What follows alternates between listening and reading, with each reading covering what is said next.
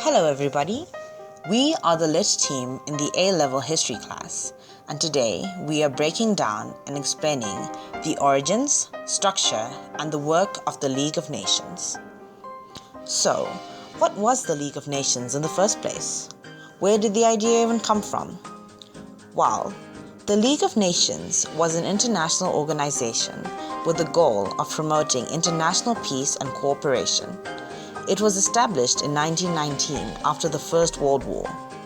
The idea of an international peacekeeping organization was mostly born out of a desire to stop the horrors of World War I from ever happening again. The world needed to reconcile, and international peace and cooperation was on everybody's mind.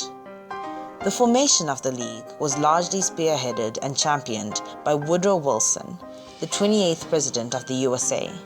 But the idea had already existed in the minds and efforts of Jan Smuts, Leon Bourgeois, Lord Robert Cecil, and Paul Hymans. Now that we've got that sorted, let's move on to the structure of the League. The League structure was outlined in their covenant, a very important document that laid out their goals and how they would achieve them. The League was divided into three major bodies: the Council, the Secretariat, and the General Assembly. The Council was kind of like the nucleus of the League. The permanent members consisted of 4 countries: Britain, France, Japan, and Italy.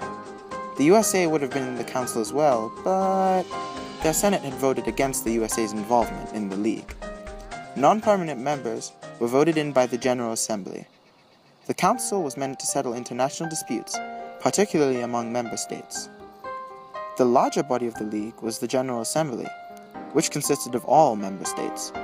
Each member state was represented by 3 delegates. Each delegation had 1 vote, and decisions were made by unanimous voting, which meant all member states had to agree on the resolution, or it wouldn't pass. The General Assembly met once a year. And finally, the Secretariat carried out the daily workings of the League. The Secretariat, led by Sir Eric Drummond, coordinated the day-to-day activities of the League with smaller subcommittees that worked for the social-economic development of each member state. The Secretariat was based in Geneva, Switzerland. Now, let's move on to the actual works of the League.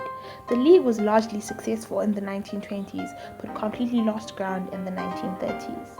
One success of the League was resolving the conflict over Teshkin, a rich coal reserve between Poland and Czechoslovakia in 1920. The League divided the region between Poland and Czechoslovakia, a decision both nations begrudgingly accepted. Another success of the League was settling the dispute between Sweden and Finland over the Åland Islands in 1921. The League awarded the islands to Finland, and Sweden accepted the decision. The League also held a successful plebiscite on Upper Silesia in 1921, with a partition of the region agreed between Germany and Poland. In 1925, the League celebrated another success when they resolved the conflict between Bulgaria and Greece. The League deemed Greece, who had invaded Bulgaria, the aggressor and awarded the country to withdraw. Greece conceded. Other successes of the Leagues came through the works of the Commissions and the Permanent Court of International Justice. Through these subcommittees, the League's successes included repatriating 400,000 prisoners of war and helping Turkish refugee camps. They also organized protests against slave owners in Burma and Sierra Leone, as well as economically assisted Austria and Hungary in 1922 and 1923. Although the League had a good deal of success in the 1920s, they were unable to hold much weight against the larger crisis that came later. The League had no army and was forced to rely on the goodwill of member nations to adhere to League judgments.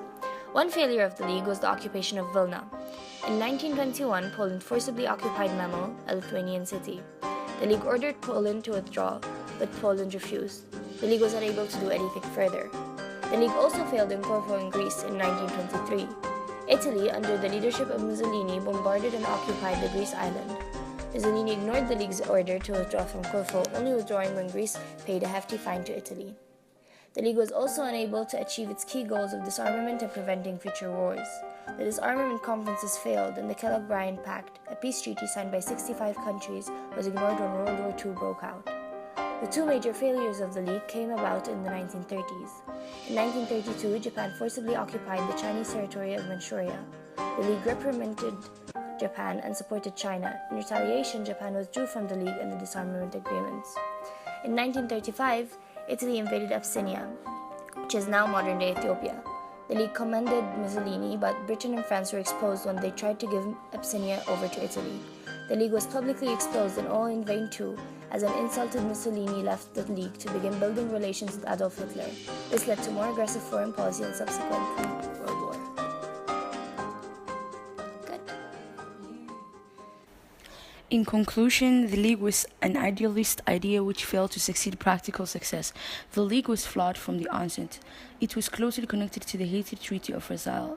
It had no army. Its aims were too ambitious. Powerful nations such as Russia, USA, and Germany were not part of it for too long. Its structure was cumbersome, and unanimity of decisions meant they took too long to be implemented. The League was a revolutionary idea. Unfortunately, it was too flawed to bear the flag of peace it had hoped for.